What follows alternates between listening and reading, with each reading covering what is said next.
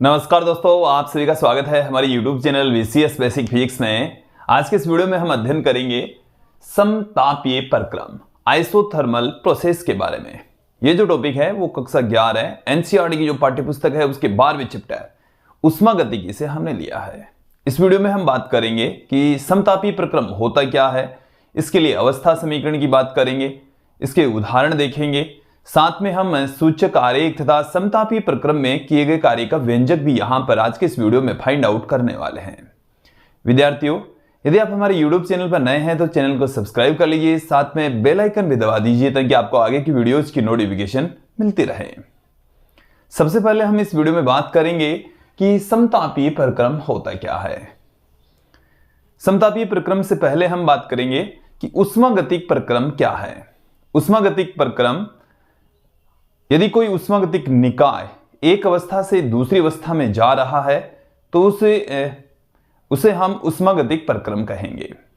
अब एक अवस्था से दूसरी अवस्था में जाने का पता कैसे लगेगा कि जो उष्मागतिक चर होते हैं ताप, दाब, आयतन, यदि इनकी वैल्यू चेंज हो रही है, इनमें से यदि कोई सी भी एक राशि चेंज होती है, इट मीन्स वहां पर उसकी अवस्था में बदलाव होगा, निकाय की स्टेट में बदलाव होगा, और जब अवस्था में परिवर्तन होता है तो उसको हम उष्मागतिक प्रक्रम कहेंगे।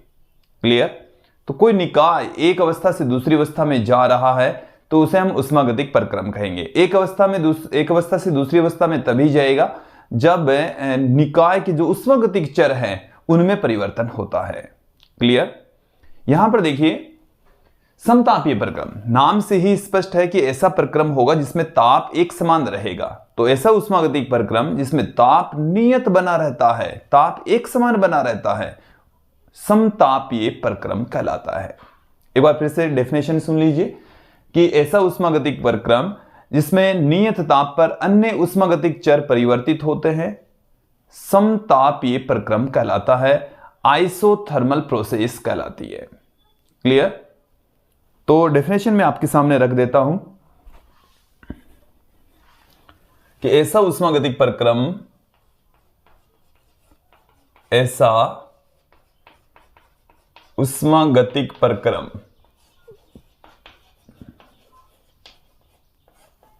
ऐसा उष्मागतिक प्रक्रम जिसमें ताप नियत रहता हो, ताप नियत रहता हो, समतापीय प्रक्रम कहलाते हैं। समतापीय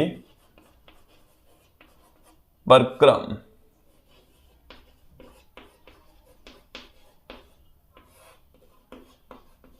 समतापीय प्रक्रम कहलाते हैं।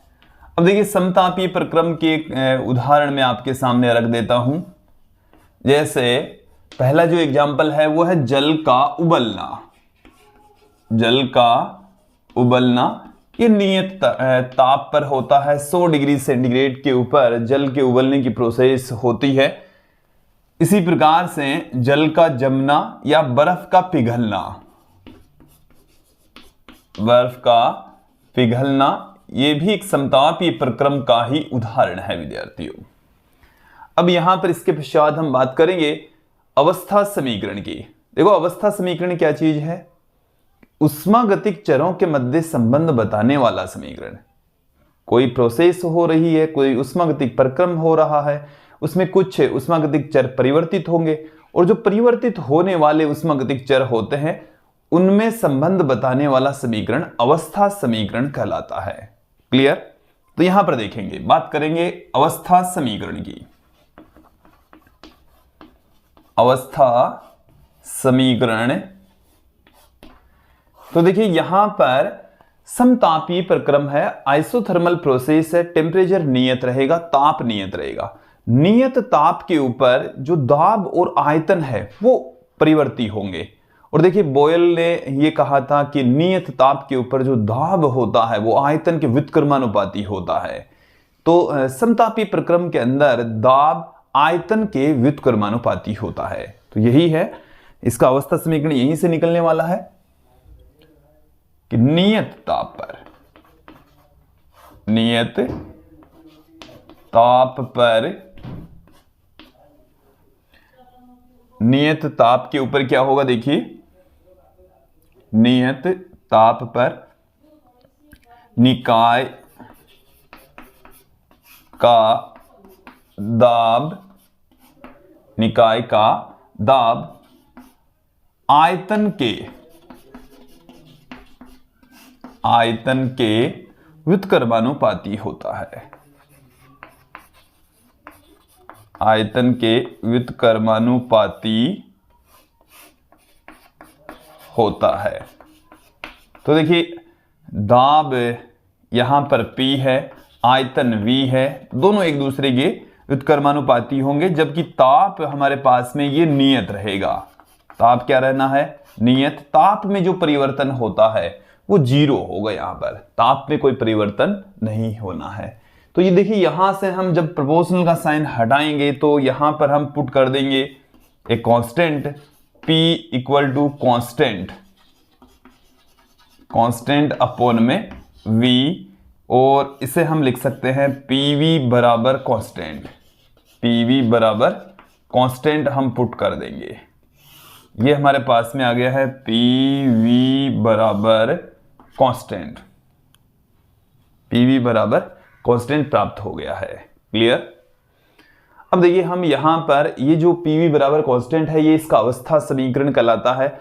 दो यदि हम अवस्थाएं लें तो देखिए इसको हम इस तरीके से भी पुट कर सकते हैं कि P1 V1 बराबर P2 V2, P1 V1 बराबर P2 V2, P1 V1 बराबर P2 V2 हम पुट कर सकते हैं।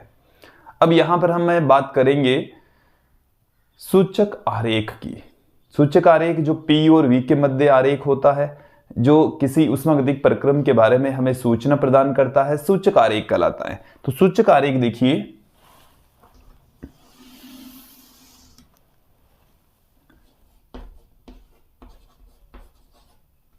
सूचक आरेख, तो देखिए यहां पर P और V के मध्य हम ग्राफ खींचने वाले हैं। एक तरफ हम ले लेंगे P, दूसरी तरफ हम ले लेंगे V, और P और V के मध्य जो रिलेशन है वो ये होता है, P और V दोनों एक दूसरे के व्युत्क्रमानुपाती होते हैं। P और V दोनों एक दूसरे के यहां पर व्युत्क्रमानुपाती होते हैं। तो व्युत्क्रमानुपाती का जो ग्राफ है वो इस प्रकार का ग्राफ प्राप्त होता है, ऐसा ग्राफ प्राप्त होता है। क्लियर। तो यहां पर P व्युत्क्रमानुपाती है V के, P व्युत्क्रमानुपाती है V के। तो जब आयतन में बढ़ोतरी होती है, आयतन में वृद्धि होती है तो दाब कम हो जाएगा। आयतन में जब कमी होती है तो दाब में बढ़ोतरी हो जाती है। दोनों एक दूसरे के व्युत्क्रमानुपाती होते हैं। तो यहां पर इसी से ही आप समझ लीजिए कि जब P धनात्मक होता है, मतलब P में वृद्धि तो आयतन में कमी, P में वृद्धि होगी तो आयतन में क्या होगी, कमी होगी। और आयतन में P में वृद्धि तो V में कमी, V में कमी होगी। दूसरी बात क्या है कि जब P में कमी होगी, कमी, तो V में वृद्धि होगी। क्लियर। और यहां पर जो टेम्परेचर है वो नियत बना रहेगा, ताप नियत बना रहता है, कांस्टेंट बना रहता है।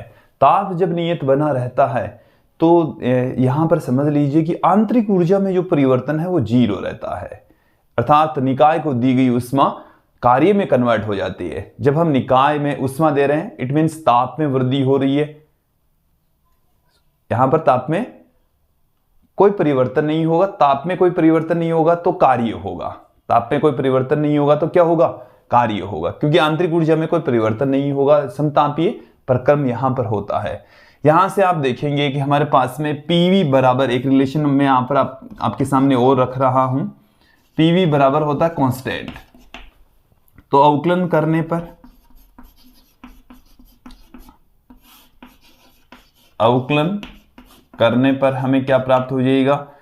देखिए यहां पर दोनों राशि ही वेरिएबल है, दोनों राशि ही चेंज हो रही है, P और V। तो मैं एक बार पहले P को कांस्टेंट रख लेता हूं, V का कर देते हैं तो P कांस्टेंट, V का अवकलन करेंगे तो dV। देखिए जब दो राशियां गुणन के रूप में होती है, गुणा के रूप में होती है, तो उनका अवकलन कैसे करते हैं? एक राशि को स्थिर रखेंगे, दूसरी का कर देंगे, दूसरी का अवकलन कर देंगे, फिर प्लस दूसरी राशि को स्थिर रखेंगे, पहली राशि का अवकलन कर देंगे। तो यहां पर हमने इस राशि को एज इट इज रखा, इसका अवकलन किया तो डीबी हो गया, फिर प्लस में इस राशि को एज इट इज रखेंगे, इसका अवकलन कर देंगे तो यह आ गया डीपी बराबर, इसका अवकलन करेंगे, कांस्टेंट का अवकलन कितना होता है? 0 होता है, तो कांस्टेंट का अवकलन हो गया 0। यहां से हम इसको बराबर के दूसरी तरफ ले जाते हैं तो v dp बराबर आ गया माइनस में p dv, और इस v को इधर डिवाइड कर दे, dv को इधर ले आए तो देखो dp अपोन में dv, dp अपोन में dv बराबर आ गया हमारे पास में, ये माइनस का साइन तो पड़ा ही है, ये p यहां पर पड़ा ही है, फिर बट्टे में ये v यहां पर आ जाएगा, तो dp अपोन dv बराबर आ गया माइनस में p अपोन में v, dp अपोन dv बराबर आ गया माइनस में p अपोन में v। इसका मतलब ये हुआ है कि इस ग्राफ का जो ढाल है वो माइनस में p बट्टा v के बराबर है। देखो इसको भी समझ लेते हैं हम कि ग्राफ का जो ढाल है वो माइनस में है। यदि यहां से मैं बात करूं कि स्पर्श रेखा इसके ऊपर खींची जाए तो ये वाली स्पर्श रेखा हमें प्राप्त होती है। तो इसका जो ढाल है वो देखिए, इसका ढाल यहां से ऐसे ढाल 0 होता है, ये धनात्मक धनात्मक, ये यहां तक धनात्मक रहेगा, और फिर इसके पश्चात यदि ढाल इधर होता है तो वो ढाल ऋणात्मक होगा। वो ढाल कैसा होगा? ऋणात्मक होगा। देखो यहां पर तो ढाल है 0 और यहां पर जो ढाल है वो हो जाएगा अनंत, और फिर यहां से इधर जब चलेंगे तो ढाल हो जाएगा ऋणात्मक, इधर धनात्मक। क्लियर? तो यहां पर जो ढाल है वो ऋणात्मक है, स्पर्श रेखा खींचेंगे तो हमें ढाल कैसा प्राप्त हो गया? ऋणात्मक प्राप्त हो गया है। ठीक है, और वो ढाल होता है माइनस में p बट्टा v के बराबर, दाब और आयतन के अनुपात के बराबर होता है। क्लियर? ये समझ में आ जाना चाहिए। इसके बाद में हम जब रुदोष्म प्रक्रम पढ़ेंगे तो इस ग्राफ की रुदोष्म प्रक्रम के अवस्था समीकरण के जो सूचक आरेख है उससे उसकी तुलना करेंगे, तो आपको वहां पर भी समझना है। बेटर तरीके से समझने के लिए इसे अभी यहीं पर समझ लीजिए कि dp अपॉन dv, इसका मतलब है कि इस वाली अक्ष के अंदर, इस वाली अक्ष के रेस्पेक्ट जो परिवर्तन होता है, जैसे मैं यहां पर लेता हूं ये अक्ष, ये y, तो जैसे यहां पर कोई भी जो रेखा होती है तो उसका जो ढाल होता है वो dy बाई dx होती है।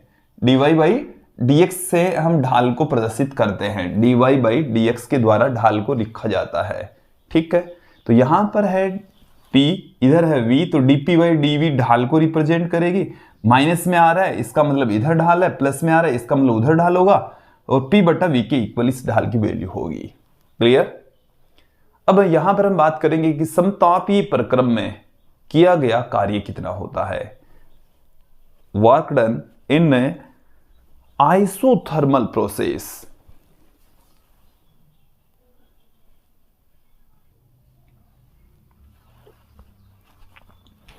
अब यहां पर हम देखेंगे समतापीय प्रक्रम में किया गया उष्मागतिक कार्य। समतापीय प्रक्रम में उष्मागतिक कार्य का व्यापक फॉर्मूले का हम यहां पर प्रयोग करेंगे।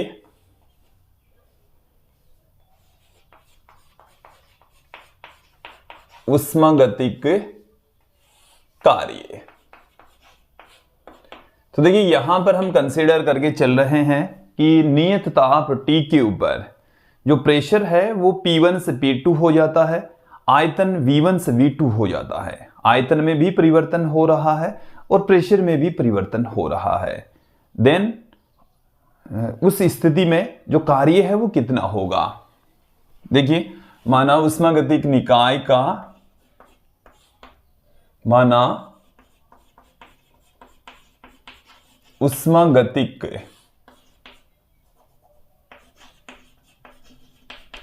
निकाय का नियत ताप T पर, नियत ताप T पर V1 से आयतन, देखो आयतन V1 से V2 तथा दाब P1 से P2 हो जाता है। P2 हो जाता है। तो उष्मागतिक कार्य कितना होगा? उष्मागतिक कार्य W इज इक्वल टू, ये हमारे पास में आ गया है V1 से V2 P dV। ये हमारे पास में रिलेशन है। कार्य बराबर क्या होता है? ये व्यापक फॉर्मूला कार्य का, उष्मागतिक कार्य का, P dV इंटीग्रेशन V1 से V2 तक। अब देखिए हम क्या जानते हैं? आदर्श गैस समीकरण हम जानते हैं। आदर्श गैस समीकरण, आदर्श गैस समीकरण हम जानते हैं। पीवी बराबर होती है म्यू आर टी। पीवी बराबर क्या होता है? म्यू आर टी होता है। तो यहां से मैं इस पी की वैल्यू देख लूं, देखिए क्या आ जाएगी हमारे पास में? पी बराबर आ गया है म्यू आर टी अपॉन में वी को उपरोक्त समीकरण में रखने पर, उपरोक्त समीकरण में रखने पर यदि इसके अंदर इसकी वैल्यू पुट कर दें तो देखिए हमें क्या मिल जाएगा? चलो मैं यहां पर ही पुट कर देता हूं। V1 से V2 P की जो वैल्यू है वो है म्यू आर टी। म्यू यहां पर मोलों की संख्या, आर यहां पर गैस स्थिरांक, V आयतन।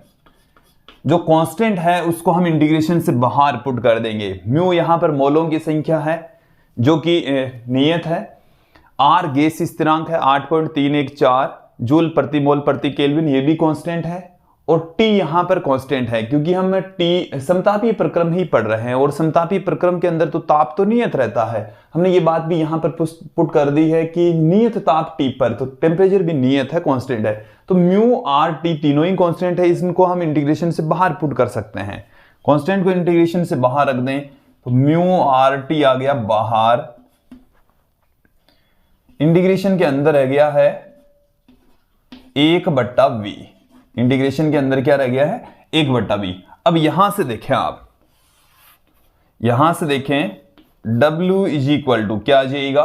Mu R T, mu R T,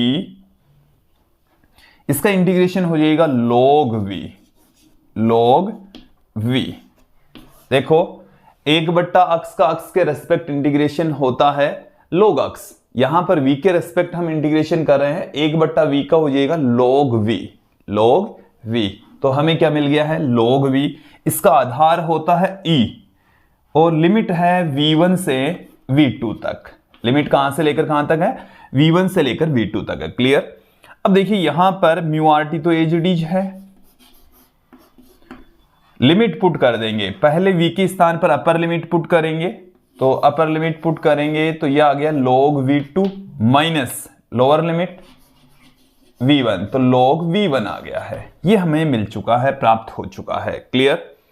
तो देखिए इसे हम क्या लिख सकते हैं? log के भी कुछ नियम कायदे आपको ध्यान में रखने हैं कि log जब माइनस में है, देखो log v2 माइनस v1, तो यह आ जाएगा log v2 upon v1, log v2 upon v1। Minus में होता है तो बट्टे में आ जाएंगे, यहां प्लस का साइन होता तो ये गुणा में आ जाते, तो यहां पर log v2 अपॉन v1 हो जाएगा। देन कार्य कितना हो जाएगा? देखिए कार्य W इज इक्वल टू, ये हमें मिल रहा है mu R T log v2 upon v1, v2 upon v1। Clear? अब मैं यहां पर इसको दूसरी फॉर्म में पुट करूंगा। समतापीय प्रक्रम के अंदर हमने एक रिलेशन देखा है, समतापीय प्रक्रम में देखिए क्या रिलेशन देखा है, समझ लीजिए कि P1 अपॉन P2 बराबर होता है V2 अपॉन में V1 के। देखो समझ लीजिए कि हमारे पास में P1 V1 बराबर था, ये था P1 V1 बराबर P2 V2, ये रिलेशन तो था ही, क्योंकि PV बराबर था कांस्टेंट, पीवी बराबर क्या था, कांस्टेंट था, नियत था, तो P1 V1 बराबर हो गया P2 V2। तो यहां से देखें P2 इधर डिवाइड में आ गया तो P1 अपॉन P2, ये इधर डिवाइड में चला गया तो V2 अपॉन V1, तो P1 अपॉन P2 बराबर हो गया V2 अपॉन में V1। देन यहां से इस V2 अपॉन V1 की जगह क्या लिख दे, P1 अपॉन P2 पुट कर सकते हैं। देखो क्या मिल जाएगा हमें, W is equal to mu R T log P1 upon P2 प्राप्त हो जाएगा। ये प्राप्त हो चुका है। क्लियर? तो हमारे पास में जो कार्य है वर्क डन है, इसके दो फॉर्मूले आ चुके हैं, mu R T log V2 upon V1 और mu R T log P1 upon P2। उसमें V2 अपॉन V1 है, इसमें P1 अपॉन P2 है। क्लियर? इसको एकदम क्लियर कर लीजिए। अब देखिए जब हम इसका आधार E से, इसका आधार यहां पर क्या है E, इसका भी आधार यहां पर E है। देखिए आधार E को यदि आप आधार 10 में चेंज करना चाहे तो आधार को भी चेंज कर सकते हैं। तो 2.303 मल्टीपल में आ जाएगा, इसके गुणन में आ जाएगा। तो देखिए यहां से इसको दूसरी फॉर्म में लिखें तो W इज इक्वल टू इस तरीके से पुट कर सकते हैं, 2.303 म्यू आर टी log, अब आधार हो जाएगा इसका 10, V2 अपॉन में V1। इसी तरीके से इसको भी हम लिख सकते हैं 2.303 mu R T log P1 upon P2 put कर सकते हैं। ये हमें मिल चुके हैं इनके फॉर्मूले, सूत्र। ठीक है, ये प्राप्त हो चुके हैं। V वाली फॉर्म में लिख सकते हैं, P वाली फॉर्म में भी हम पुट कर सकते हैं। अब देखिए विद्यार्थियों कि समतापीय प्रक्रम के अंदर ताप में कोई परिवर्तन नहीं होता, आंतरिक ऊर्जा में कोई परिवर्तन नहीं होता, तो ये जो कार्य है वो निकाय को दी गई उष्मा के इक्वल ही होता है। निकाय को दी गई उष्मा सारी की सारी जो उष्मा है वो कार्य में कन्वर्ट हो जाती है। देखिए कैसे होती है, हम उष्मागतिकी के प्रथम नियम को लेकर समझेंगे। यहां पर उष्मागतिकी का प्रथम नियम हमें क्या कहता है बताइए, उष्मागतिकी के प्रथम नियम से हम ये जानते हैं, उष्मागतिकी के प्रथम नियम से कि डेल्टा Q बराबर होता है du plus delta W। Delta Q equal to होता है du प्लस डेल्टा W। समतापीय प्रक्रम में, समतापीय प्रक्रम में क्या हो जाएगा, प्रक्रम में ताप नियत रहता है, T क्या रहेगा, नियत। तो ताप में जो परिवर्तन है वो कितना होता है, 0। ताप में परिवर्तन ही नहीं होता, ताप न तो कम होता है न ही ज्यादा होता है। तो उस स्थिति में देखिए विद्यार्थियों, जब ताप में परिवर्तन ही नहीं होता तो जो आंतरिक ऊर्जा में परिवर्तन है du बराबर 0 होगा। du बराबर 0 होगा इस प्रक्रम के अंदर। तो डेल्टा Q बराबर होगा डेल्टा W के। इट मीन्स समतापीय प्रक्रम में निकाय को दी गई उष्मा सारी की सारी उष्मा कार्य में कन्वर्ट हो जाती है। तो समतापीय प्रक्रम में निकाय को दी गई संपूर्ण उष्मा कार्य में रूपांतरित हो जाती है, कार्य में बदल जाती है। तो यहां पर आप हम ये वाली लाइन भी यहां पर पुट कर देते हैं। देखिए यहां पर अब मैं पुट कर देता हूं कि समतापीय प्रक्रम में,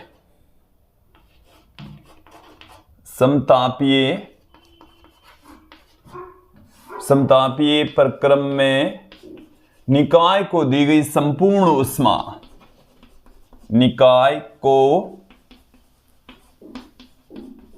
दी गई संपूर्ण उष्मा कार्य में परिवर्तित हो जाती है। संपूर्ण उष्मा कार्य में रूपांतरित हो जाती है, कार्य में परिवर्तित हो जाती है। सारी की सारी उष्मा किस में चली जाएगी, कार्य में कन्वर्ट हो जाएगी। आंतरिक ऊर्जा में जो परिवर्तन होता है वो शून्य होता है, 0 होता है। क्लियर? तो देखिए किसी निकाय को दी गई उष्मा, जितनी भी आप उष्मा देंगे वो सारी की सारी कार्य की इक्वल होगी। और कार्य किसके इक्वल होता है, 2.303 mu R T log v2 upon v1 के इक्वल होता है। इसे आप ऐसे भी कह सकते हैं 2.303 mu R T log p1 upon p2 भी इसे कहा जा सकता है। ये जो रिलेशन है विद्यार्थियों आप ध्यान रखें, क्योंकि आगे चलकर ये वाले जो रिलेशन है रुदोष्म प्रक्रम के अंदर ये रिलेशन काम में आएंगे, यूज में आएंगे, तत्पश्चात इनको समझना पड़ेगा। इसके अलावा कुछ रिलेशन हमें कार्नो इंजन में भी समझने होंगे, तो इसलिए इनको यहां पर अच्छे से समझ लीजिए, इन रिलेशनों को याद में रखना है। विद्यार्थियों ये था आज का हमारा वीडियो जिसमें आपने समतापीय प्रक्रम के बारे में संपूर्ण जानकारी ली। अब यहां पर हम बात करेंगे कि यदि आपको हमारे YouTube चैनल से यदि हस्तलिखित नोट्स प्राप्त करने हैं तो आप इन नंबर पर व्हाट्सएप करके हस्तलिखित नोट्स प्राप्त कर सकते हैं। आज के इस वीडियो में इतना ही। धन्यवाद दोस्तों।